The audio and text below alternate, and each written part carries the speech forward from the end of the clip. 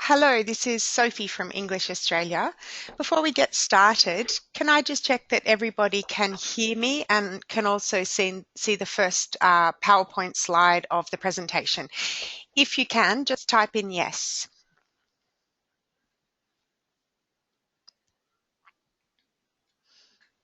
Okay, great. I'm getting lots of yeses. Well, thank you very much for coming along to today's pronunciation webinar. Today's presenter is Arizio Sweeting, and we're extremely pleased to have Arizio with us today. He currently works at ICT, in Queensland, the Institute of Continuing and TESOL Education at the University of Queensland, where he does teacher training. He works on CELTA and other TESOL programs. He's also undertaking his PhD in English as a second language pronunciation, hence why he's here with us today. But apart from that, Arizio is very active in the ELICOS community in Australia. He's an author. He's published a book on language through film, and he's a regular contributor to the English Australia Journal. So without further ado, I'm going to pass over to Arizio now. Hi, hello everyone, and thank you, Sophie, for those kind words. And it is really refreshing that I am having such a large number of people coming to this session. I can see the number here, and that people are interested in pronunciation. So it is great to know that people want to know more about pronunciation. What I'm going to talk to you about now is about the importance of pronunciation, first of all. So one of the first things to establish, I think, is that pronunciation has fallen in and out of fashion with language teachers and academics, but the good thing is that it is coming back. And I suppose it is the growing awareness of the importance of pronunciation as an element of oral communication, which is sort of bringing it back. But like anything that comes back into fashion, there is a period of adjustment, and we are going through that period where we are talking more about pronunciation, but we still have to establish how to teach pronunciation. And perhaps the reason I'm saying this is because when it comes to teaching pronunciation, there's still, especially people working in communicative language teaching, there's still a lot of reliance on the typical listen and repeat. And one of the issues of listen and repeat is that it is very limiting as a technique. I mean, you may achieve some form of success with the learners when you're doing the modeling and drilling in class, but that is going to last only for that time. And when it comes later on for students to actually practice more authentically, they've already left that accuracy behind. So for me, what I'm trying to suggest then is that we look at, sorry, I have to go back.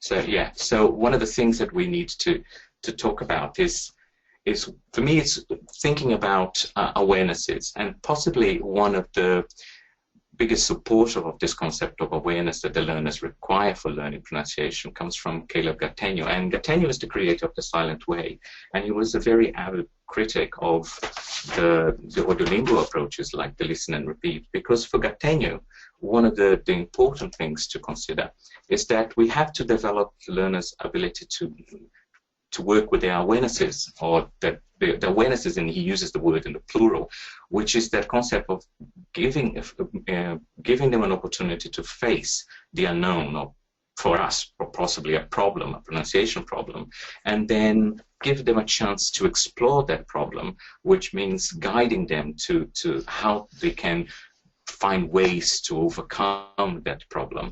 And through that exploration, they then go into automatizing the practice of overcoming their problems. And then hopefully with a lot of practice, then they will basically transfer that knowledge to their speech. So this will become a bit clearer later when I give you some examples. But what I'm trying to suggest here is that when it comes to teaching pronunciation, we have to sort of lessen the dependency on us, and accept that it is actually not our responsibility as teachers to improve their pronunciation, but in fact to guide them to take responsibility for their own learning and then do the practice so that they can pronounce things better.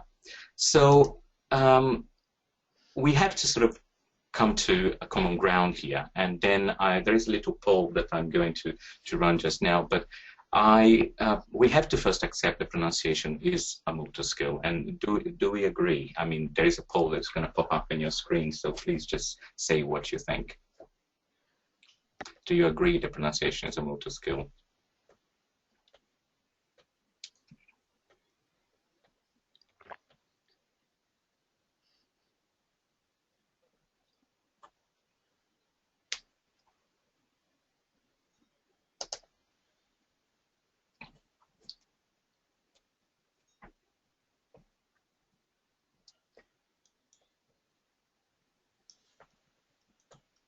Okay.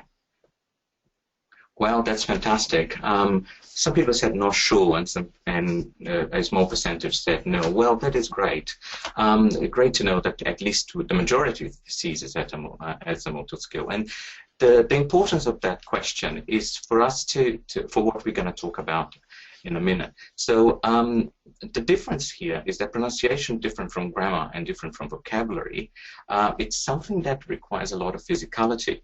So if we think about sports that we practice, when we practice sports, we use our body differently for different sports. So there will be sports where we will require the whole body strength, and there will be sports where will be quite physically demanding.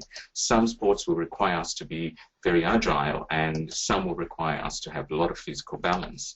And we know that if we want to be good at practicing any of those sports, we need to do a lot of work, and that work is very similar to the kind of suggestion that I'm making for pronunciation. So the other thing here is that if you are going to try and move from one sport to another, whilst you may have some of the physical training to be able to do the other sport, there will be some musculature, some postures that you have to learn to be able to succeed at that sport. So the same thing applies to us when it comes to talking about pronunciation, because for us, what happens here is that the learners, when they are faced with a new sound, or when they're faced to new sounds to learn, they need to form new motor skills. And this formation of new articulatory habits is going to be a little bit difficult. It's going to require a lot of work. And that goes back to what I was saying before, that we have to think that we can't actually do this for them. They've got to do that work. They've got to take their ownership. They've got to be more independent with their own work. But of course, then you'll probably be asking the question, but what do I do then? Because they don't know where to go. They come to us and they ask for help. So that's when, in this presentation, I'm going to be talking about how we can coach the students to become more successful with their pronunciation. So the idea here will be for us to look at the concept of articulatory setting. So like the other sports, when we're trying to, like the sports I showed you, sorry, when we try to learn the physical movements that we require to practice that sport, the same thing would apply to English. The students would come normally to us with a lot of practice and a lot of skill with their own sounds from their own language, and therefore when they're trying to learn English, the articulatory setting of their language will clash with the articulatory setting of English, and therefore they have to overcome that. They need to do quite a lot of work.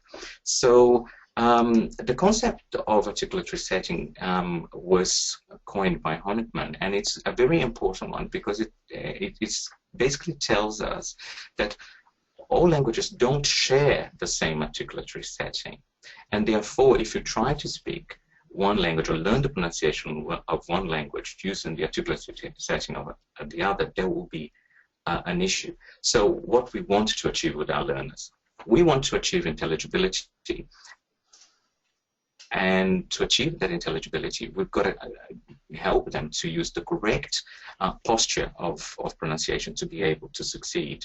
So, so moving on a little bit, what I'm saying here is that this concept of articulatory setting is actually not new, and it's been around for a while. I mean, you could probably look at literature and you'll find information about articulatory phonetics, you know, and you know, the use of images or charts and all of those things. So that's not entirely new.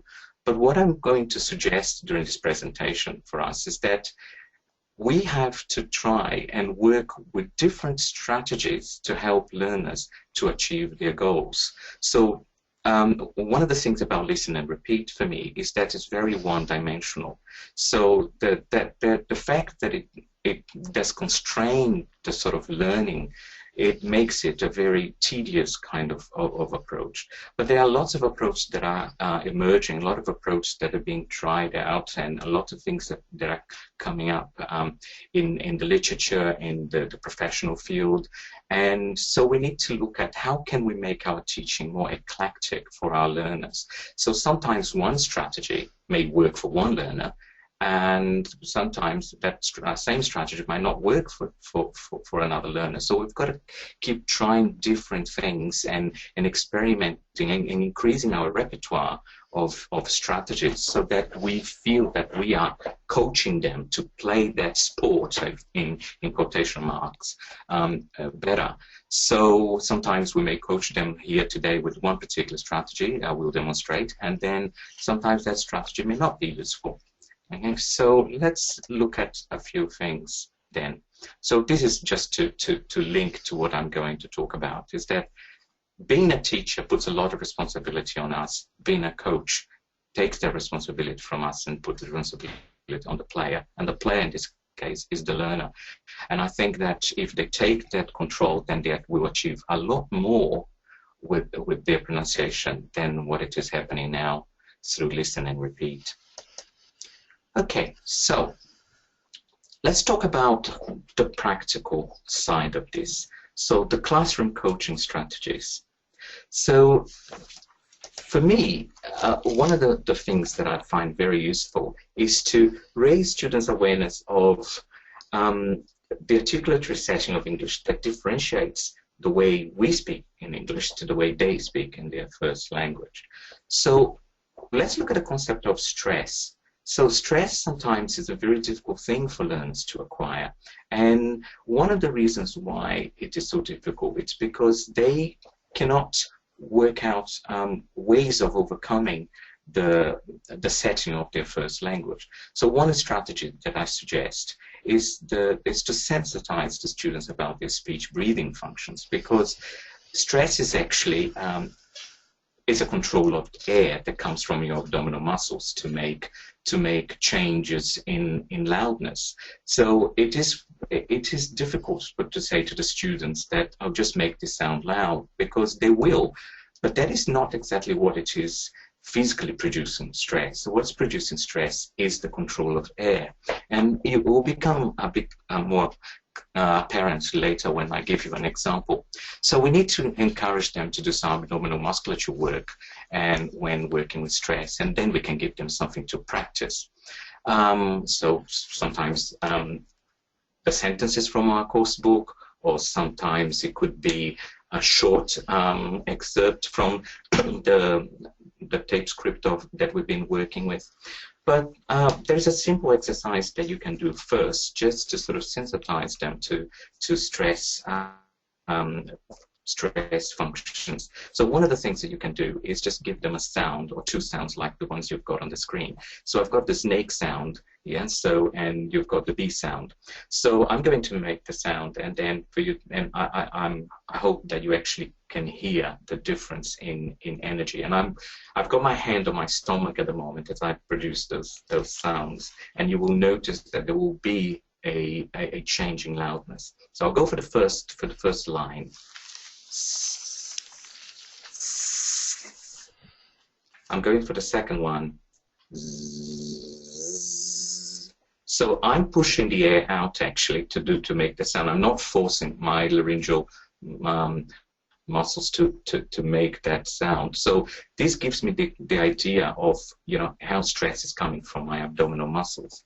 So, okay, if you could get the students to lie down in class and do that practice would be great, but obviously it's very difficult to do that. So they can do, if they're relaxed and sitting properly and on a chair, they can do that. Yeah. So how does that translate into more classroom practice? So let's have a look. So for example, with my learners, I like to get them to become aware of how different language will use stress differently.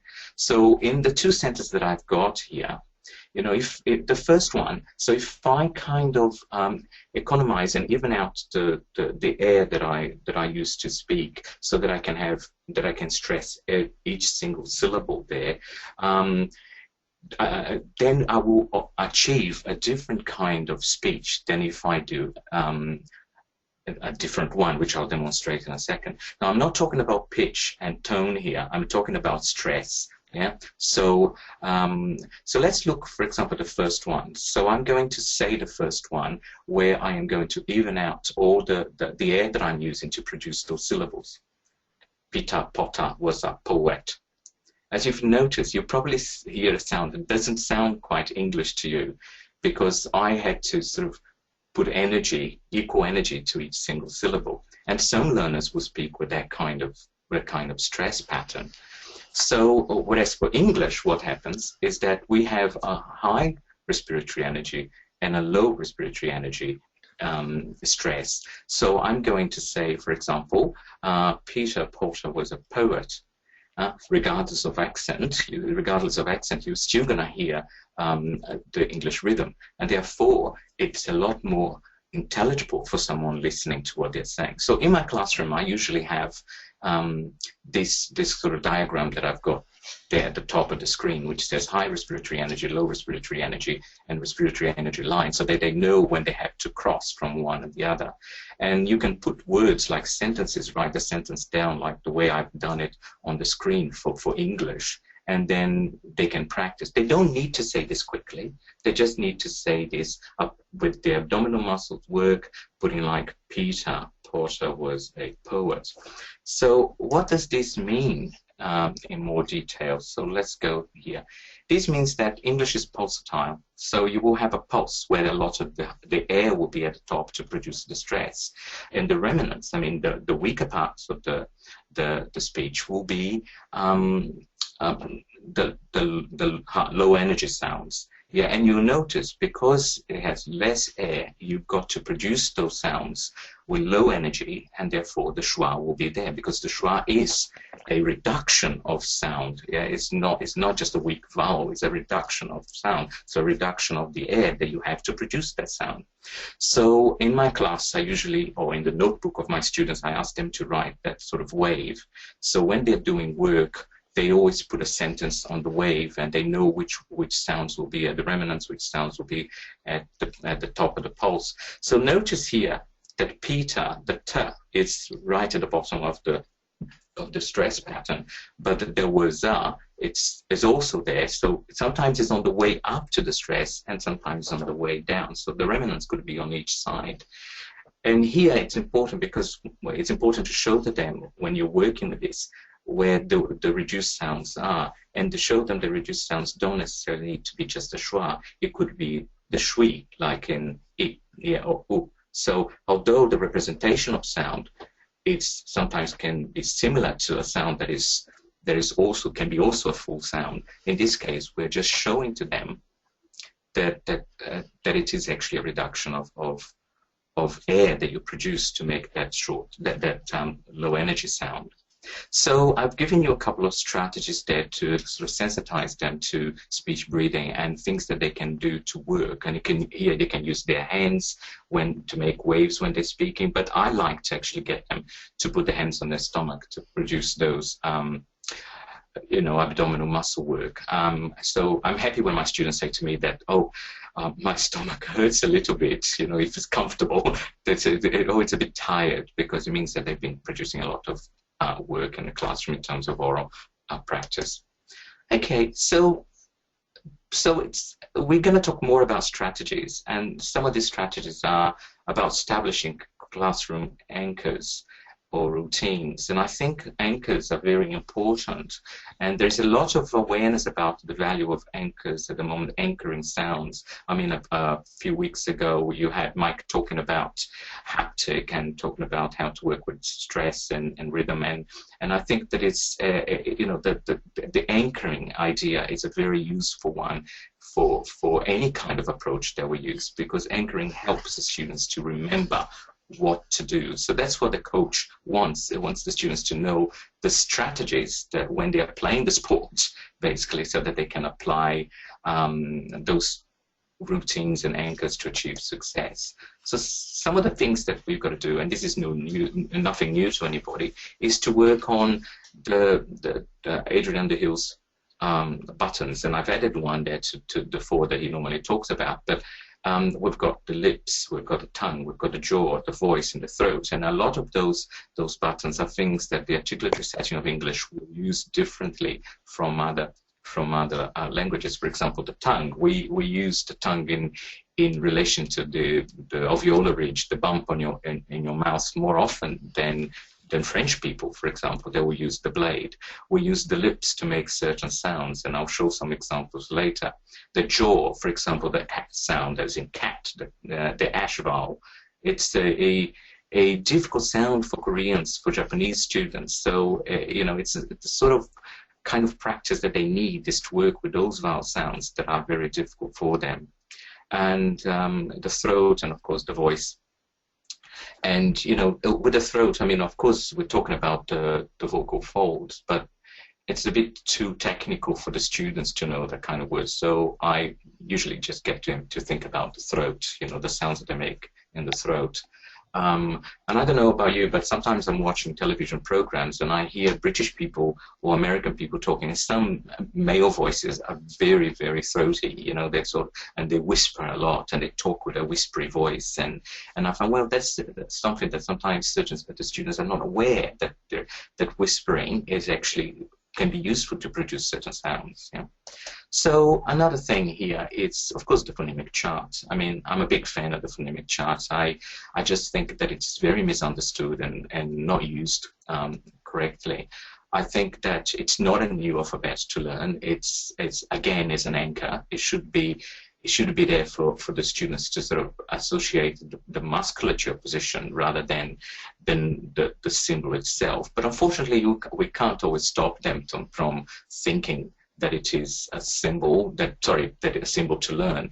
But from my experience, my learners, whenever I point to a symbol and I'm guiding them to the sound, they don't really worry about the symbol. They just worry about how they're going to make the sound. But from all of this, I think one thing that is really important is my pronunciation stick. Yes, so which you can get at eBay from $4 to $5, you know, and will come directly to your house, you know. And one of the things about the pronunciation stick is that it's really helpful to guide the students to the phonemic chart. But you will find that yourself, by using the pronunciation stick, you will get used to going to the chart and pointing things to the chart, because you'll become a habit, will become an anchor for you as a teacher, and then you will familiarize yourself more often with that routine. The pronunciation stick is also useful because you can work on making waves to guide their respiratory work on stress. You can also use it for intonation. You can use that to show them the glide in the phonemic chart, for example, with the diphthongs, when you go from ear to a, where there is more air in the first vowel than in the second vowel, and there is a glide. So that kind of the stick will allow you that, and you will see, I promise you, we will find the pronunciation stick a very, very useful tool to have in the classroom.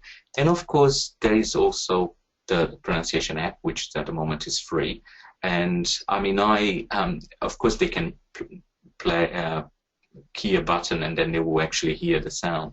Now, with my students, I actually like them to do the work, and then when they get stuck, to confirm if the sound that they're actually making, they can play the sound on the app so that they can double check, you know. And of course, once the sound is really set in their speech, then it doesn't really matter if they get confused and they want to check the sound. So it's not listen and repeat there, because for me, the listen and repeat is the teacher model.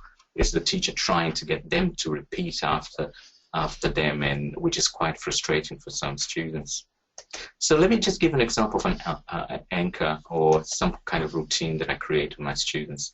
So I try to do something fun and then with them, and things that are memorable.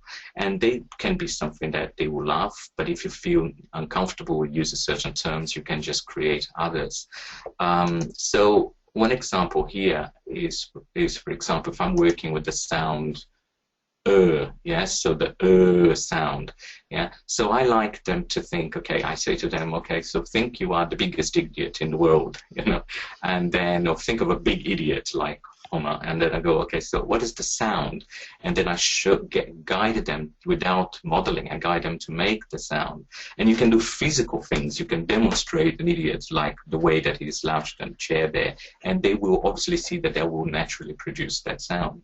So the advantage of that is that you will create certain routines like the big idiot. You can say when they make a mistake with the sound, so let's say bad, and then you say, oh, big idiot, and they go, bird.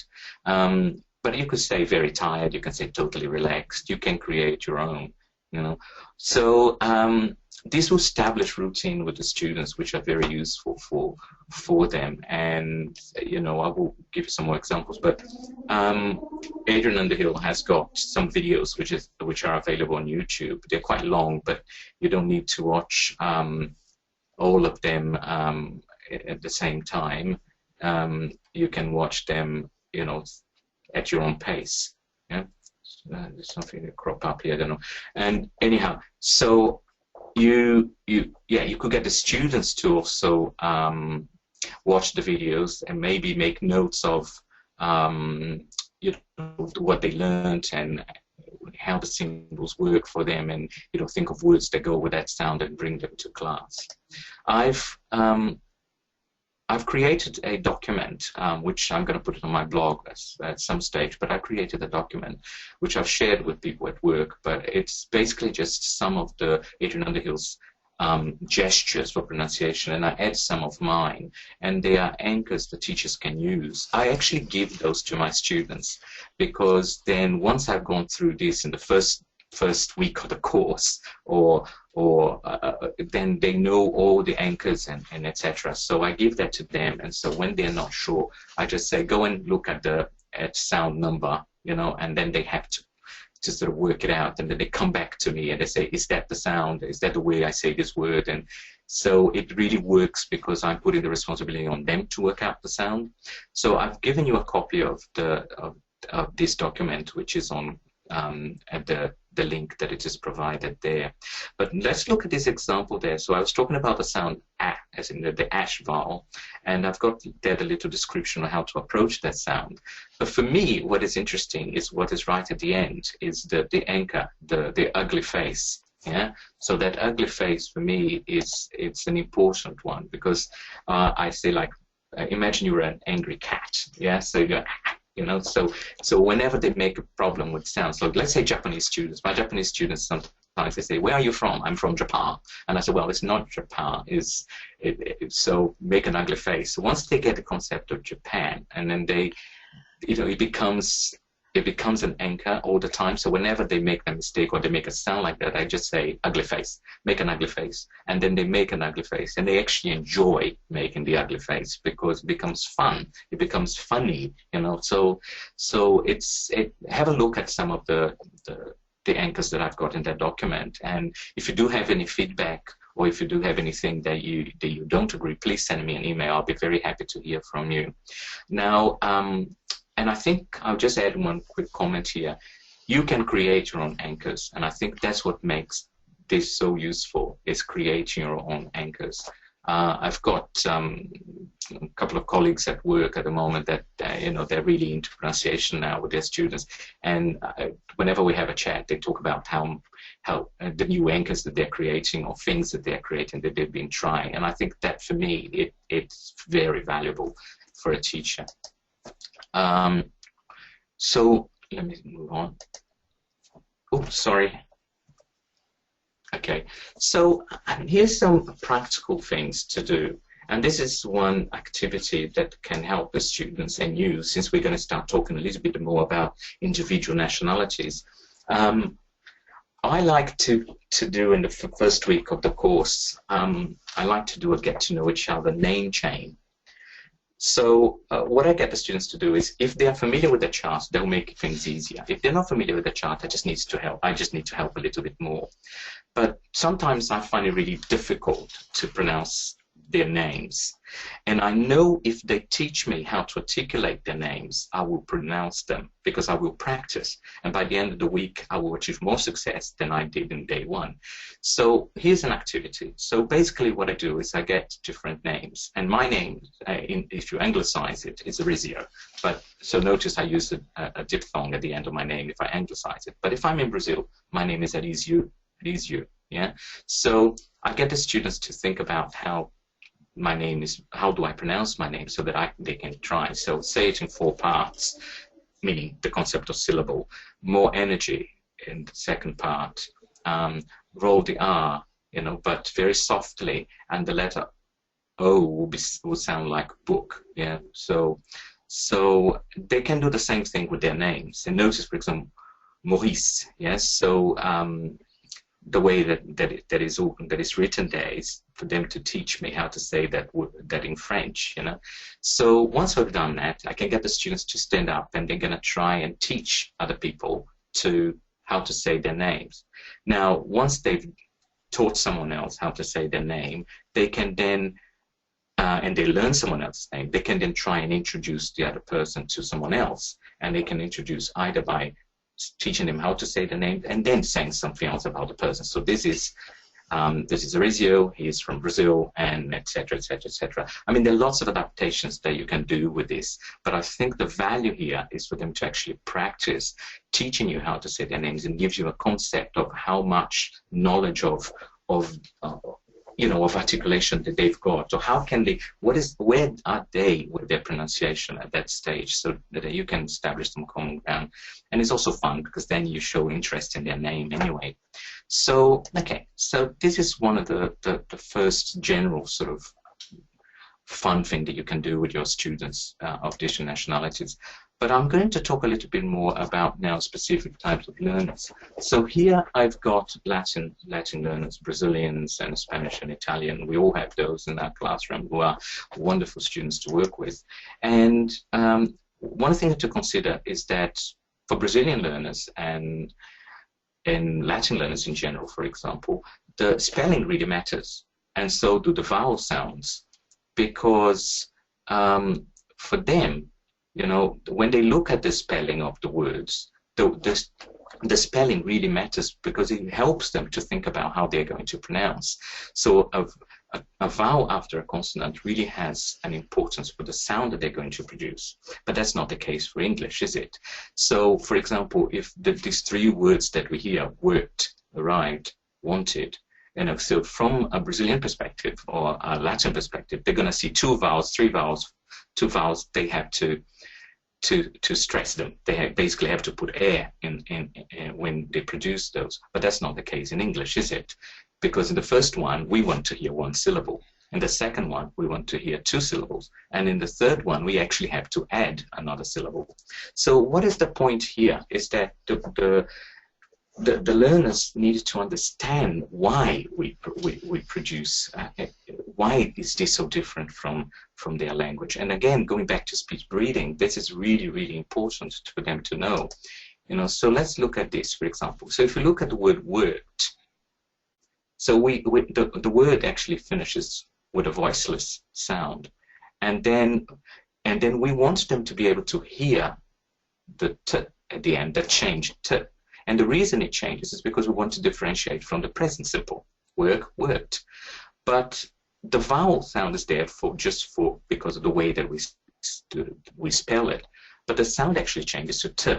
So we have worked with the k, which goes into a t. And the reason is because the 2 voiceless sounds will require less air to produce, because we're already on on low air there because it's not really a syllable. So the articulation will do the work for the change of sound, so that the person who is listening can perceive that it's not work, that it's worked.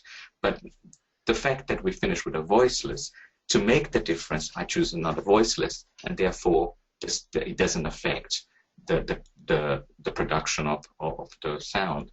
The same thing will be, for example, with arrived. So I've got two syllables, but the second one will finish with a voice. Hold on, I don't know what's happening here. Sorry, guys. Okay, I'll go straight because yeah. So it finishes with a voiced sound. So it's already, for the voice sound, if you put your hand on your throat, you'll hear some form of vibration there. So it means there will be a little bit more air being used to produce that sound. So if you're already there within that energy, then to make the difference, it's easier to use a voiced consonant. Then it will help you to make that sound. So you go voiced, so you go arrived, yeah, and then but you still didn't produce a new syllable, because all you're doing is working within the same amount of air and just going from voice to voice. You're already in voice to start with. But the thing is different when you come to wanted, because want, if I say wanted, it doesn't work because an English speaker will not recognize that as the past tense. So we do need to put a vowel there. We need to put a vowel there to create a new syllable. Yeah. So in that case, we're going from a voiceless ending to another sound, which now will require a vowel and a voice. So there, in that case, then we put a vowel sound there. So look at this, wanted, but it's still reduced, and therefore we use a schwa. Now, all of this is very complex, and my point is, even if I confuse you a little bit, that's not the major issue here. What I'm trying to say is, it is really important for the students to know that why we have voiceless and voice. I mean, there is a value in voice and voiceless. It's not just because sounds are voice and a voice. They have a use, okay, for sound production, to facilitate the production of sound. But more importantly for me is the next thing, is the counting of syllables. I am really for counting of syllables, and I think we don't teach that enough in pronunciation classes or in teaching in general. I think we need to do more in terms of pronunciation work. So students need to work out the number of syllables, especially if you're working with Latin students, because what they're doing is that they're thinking every single vowel will be a syllable, and it's not the case. So we've just seen an example. So we need to think about, I need to coach the students about raise the awareness of the number of syllables, and I don't need to do any listen and repeat here. I just need to get them to sort of think about the number of syllables, and then I can help them to work out the stress using a finger hook. Okay, so just make a finger hook with one of your hands. Okay, and you're going to use your other hand to sort of work out the syllables or practice the syllables. So for example, so let's say for example, like here I go. Arrived. So on the tip of the finger I put the reduced sound, and then at the top I put the syllable. So arrived, the stress syllable. Yeah, so they can work on that. Okay, the other one I can go, if it's coming a bigger word, you can start from the back of the hand and go up. Okay, so the stress will always be on the bridge of your finger. So photogenic. So this will give them an awareness of, you know, how many syllables, where the stress will go. Now, once you've done that, you've got to sort of work with them and coach self-correction of things that they are mispronouncing, like vowel sounds, consonant sounds, and here you can integrate the chart.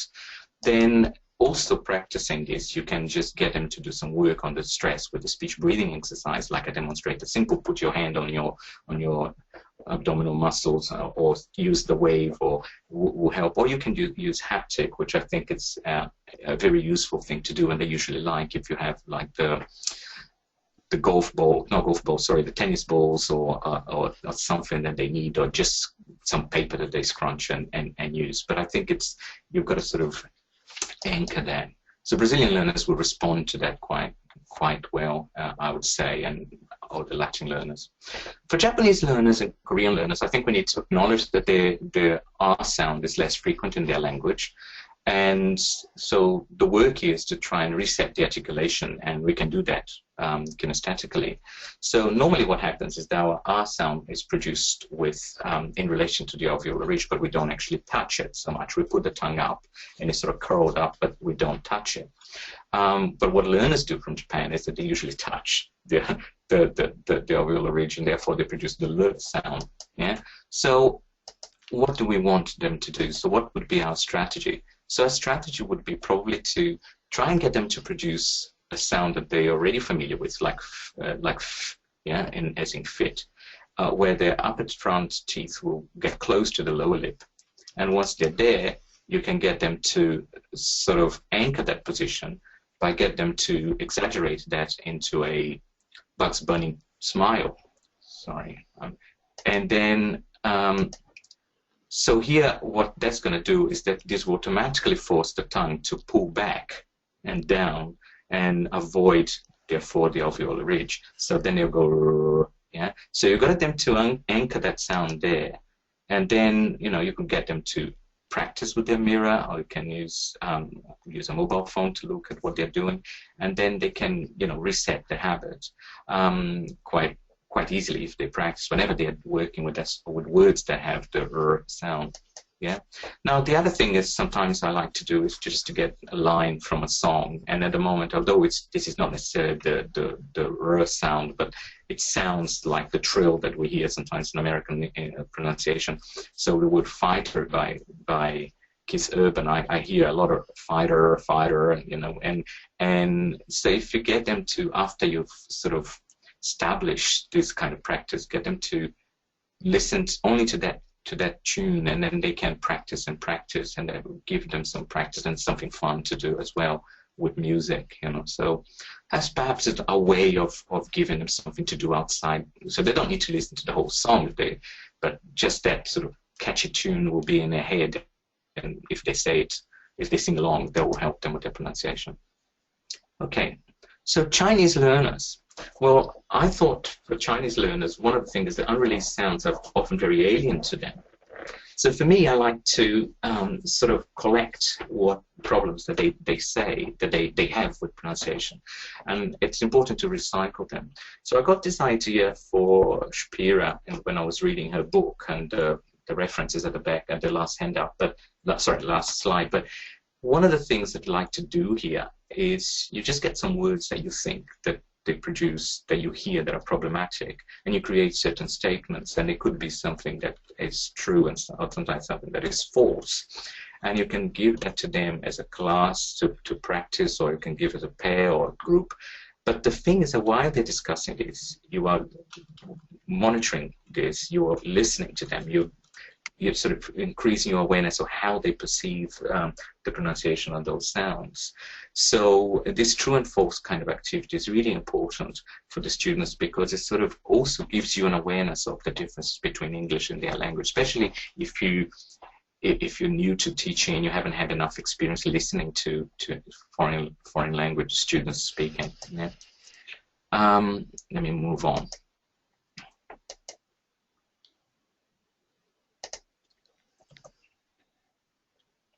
Okay, so I think that, for example, oh, I went too fast. Okay, so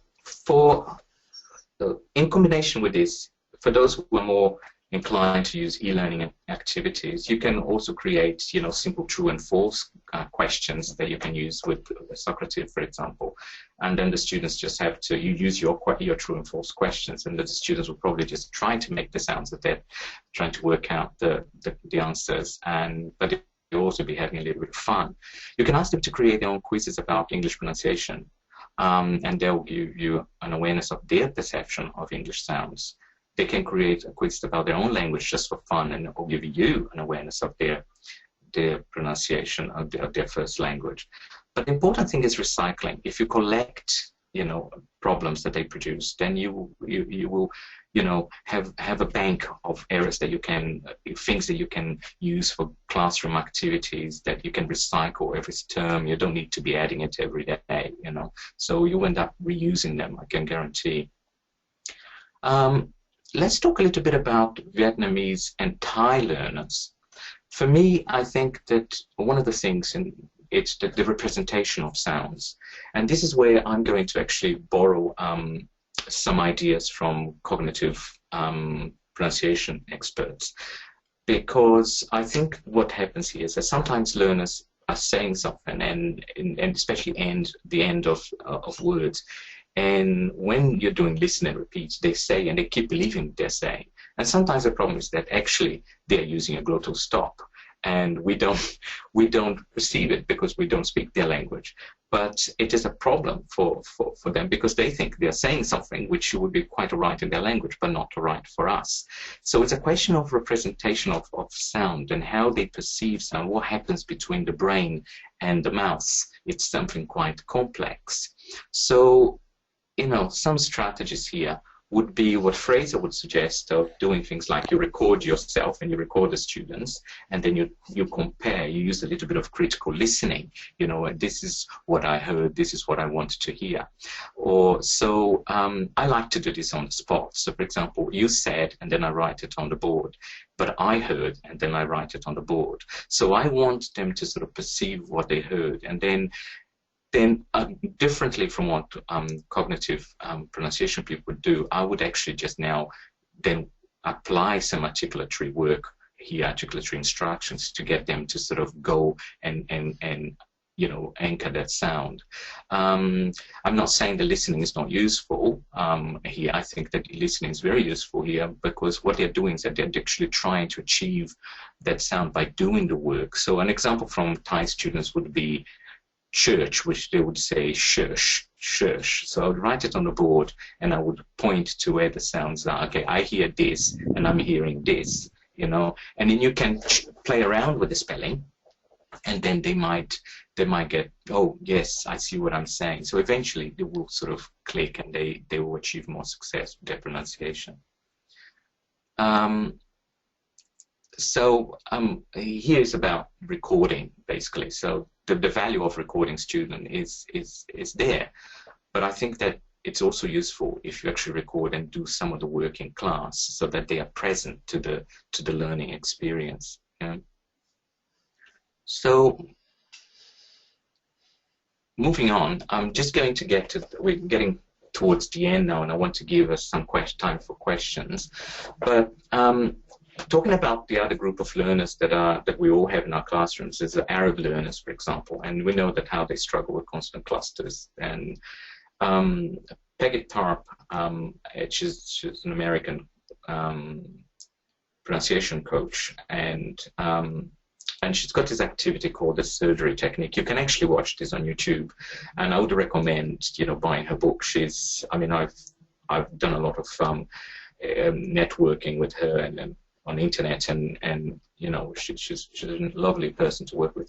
And so some of the things that Peggy does is she talks about how you can focus students on the syllables. And again, I said to you, I'm very big with this syllable thing at the moment. So I like her idea of, this is the number of syllables I want to hear, and I don't want to hear 2, I want to hear 1. So in the example you've got on your screen, she's got the word school, for school, and then which Arabs tend to add because they can't handle the consonant cluster. So what the aim is to remove the extra vowel that they tend to put at the beginning there, unconsciously, of course, and to aid the awareness of that consonant cluster. So what do you do? So what she does is she selects a word that has a different vowel sound, but ends with the same consonant sound as the problem word. For example, bus. So notice when I say bus, school, I have different vowel sound, but I have the same sort of last and first consonant sound. So they put the words together, and then you make the sound, and emphasizing that link, bus, school. And then she suggests that you put an extra emphasis. So again, you would through abdominal muscle push, of air, you put emphasis on the s sound just before school. So you go bus, school, and then once they've got that, then you go and you make those lines on the board, and then you say to them, okay, you're going to say this, but you're going to say it without vocalizing it, only mentally, and then you can mouth the sound. You can apply the articulatory work as you say that, and then you go, so school. So I am thinking, as you're saying this, I'm actually thinking and mouthing bus, but you can't see me, so I'm going to do it again. School. So then eventually they are only left with the word school.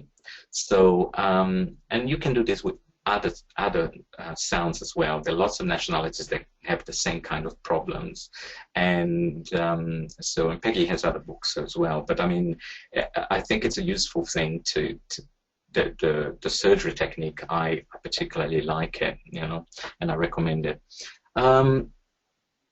Finally, oh, sorry, go back. Oh. Okay, so also in Arabic learners, building autonomy with word stress, but I chose this as my last slide because for me, one of the things here is this could be something that you can do with any nationality. Yeah? So I'd create a sheet like this on Google Sheets, which they can access on their phone or iPad or a computer. And then you go through the work on the stress. And one of the things that Peggy does here, she puts secondary stress too. But you can use a sound to anchor this, like la la la la, or working with the abdominal muscles to do that, or yeah. And then the students have to sort of match words to those sounds. And then you can say to them, okay, from your home stay, you can collect words for this, or you can collect words that you hear outside, or words that you learn in the class. So they don't need to every day to put words for every single one, but they can put words wherever they think it would fit. And you can, of course, adapt this to your own needs. And then you can have this bank to work with. You can get the students to practice. So when they finish an activity early, you go, okay, go and practice some of those sounds, go and practice some of these words and apply the stress. They can practice this before an exam. They can practice this on the way home or as they're walking through a park. And you can use this for games. You can, sometimes I get my students to play a little game where they are in pairs, and one student says, okay, I'm going to give you a word, and you need to give me the breathing sound. So I go, for example, analysis, and they go, yeah, if it's correct, so they can hear with the hands on your belly, you can hear that I am applying the right push for that stress. So there's a lot of things that you can do there. So with that in mind, with that, I think that it is really important that we encourage students to take responsibility for their learning. And then I would like to say thank you for listening to me, and I have 5 minutes to answer any questions if people have questions. Great, thank you. If you have any questions for Arizio, please just type them in. So there are a couple of questions already. I'll relay them to you, Arizio. Someone has said schwa and shui, I think for most teachers, is a little weird. Schwa is common, but the other is not, from what I've seen. Okay. Would you like to comment on that? Yes, I would. I mean, it is a little bit weird, but in a sense that it's probably a new concept. But if we think about what happens with the reduction of sound. So if I say, for example, computer, we know that computer, the first two sounds, the first sound and the last sound will be reduced sounds. Yeah, so then usually represented by the sound, the schwa. But in what happens, for example, with the word happy? So if we look at the chart, happy, the e sound, like fish. Like in fish, it receives full air, it receives full pronunciation. But in happy, it is the same sound, but it is reduced so that it doesn't cause stress. And that's why when it is reduced, the name that is given is shui. Now this you can read this stuff if you go to if you Google Shri, you will get Wells descriptions of examples, and you'll be able to hear sounds the Shri online, and also Piers and Ross, Piers Messam and Ross Young have written, and we have actually put some stuff on our Evo session, which is coming next again in January. But yes, I hope I have explained it to you. So it's a reduction of the sound E because it's not a stressed sound. Yeah. Okay, great. Someone has asked if you can explain the term haptic. Well, haptic, it's movement and touch. Yeah. So it's from neurolinguistics, and it's basically sort of allowing. So Bill Acton sort of create the system, and then and I think Mike and other people, I think Amanda Baker as well, been sort of working with that. And there's a team, and what haptic is sort of using the movement and touch to anchor sounds. So, for example, if you've got a softball that you can use to work with stress. So let's say if you're doing computer again, so the first sound will be a reduced sound, the middle sound will be the full sound, and the last sound will be reduced again. So you can, using your elbow, you do a jab to the back, and then you stretch the arm into a punch with a ball, and you squeeze it, and you say, and then you stress the sound, and then you jab again back to make the other reduced sound. So I'm just doing this movement as if I'm punching someone. Yeah. So I go like computer. Yeah. So when I say pew, I squeeze the ball in that punch. Yeah. There's a very interesting article that Mike Bury and Amanda and Bill wrote for the book that I have recently reviewed for English Australia, which is called Pronunciation in the Classroom, the Overlooked Essential. I'd recommend that you read the article. It's very practical. Yeah, and I can also add that Amanda and Mike did a session at the English Australia conference last month, and the slides from that session are posted on the English Australia website now under the events 2016 conference, and it was all about haptic pronunciation. Great. So there are more questions coming in. That's wonderful. Yes. Someone has asked about Arabic speakers who add a schwa between words. Is it useful to add a thinking space as well? I don't sure I understand the question. No, I'm not sure. Arabic speakers who add a schwa between words used to add a thinking space as well. We're not quite sure, Jackie, but if you want to retype it with a few more words, maybe we can address that one. And someone has said, how do you account for words which can be divided into different number of syllables, such as secretary or library, and which is the correct number of syllables? Well, my answer to that is that, of course, there will be varieties of English, and sometimes the stress will change. Sometimes the stress is only a perception of change, because it could be a secondary stress that is there that makes it different. But I think the best place to go is to go to a dictionary. So I think as a teacher, you need to go to a good learner's dictionary and look at what the learner's dictionary establishes as the number of syllables for that word. And a good dictionary should give you the variety of, or the different varieties of English, styles of syllable marking, because sometimes they'll tell you if it's 3 syllables or 2 syllables in that particular variety of English. That's all I can say. I mean, that's how you can account for that. I think I would work on what I say, as a teacher, and then I would count the syllables. And for native speakers, if you exaggerate a word, you will probably work out what the stress is. If you exaggerate the wrong stress, you will find out how many words there are, syllables there are. Okay, sure. Someone has asked how you use the buttons in class, so the tongue, throat, voice, etc. Yes, I think the buttons were basically for you guys to see, just so for me to show which ones I'm talking about. I don't necessarily put the buttons in there because what I do is I use them in the chart, on the chart. So basically I will focus on what part of the body I'm using as I am focusing on the chart. So if I'm using the sound A, the ash vowel, I will focus on the jaw, and the jaw and the tongue, and the tongue that drops and that ugly face situation, and then the voice, and sometimes whispering. If you're looking at sounds like the H sound, so I can get them to see that it's coming from the throat, and so that's how you've got to use the chart and get them.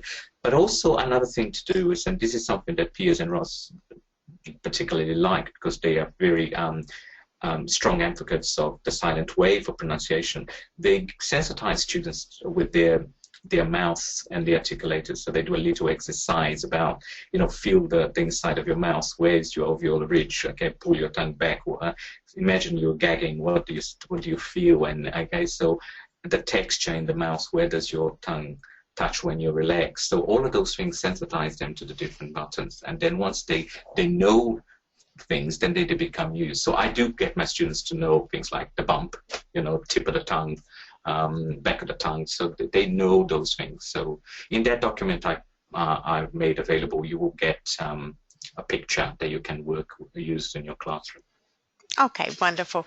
Well, we probably have to finish up there. Arizio has already said that he has a little document, which I'll post on our website when I post the slides and the recording of today's session.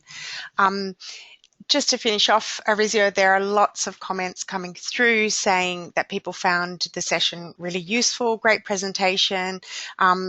The idea of building a bank of anchors was really appreciated.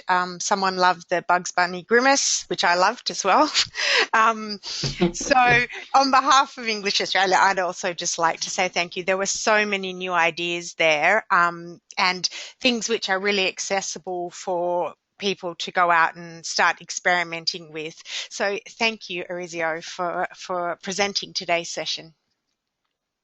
Thank you. I'm very happy to be here, and it was great to talk and to share. I just want to see people doing more pronunciation and not fear it. Believe that it is possible, and do it for the sake of our students. Oh. Yes. So thank you. Okay, and thanks to everyone for attending. Okay. Thank you, everybody.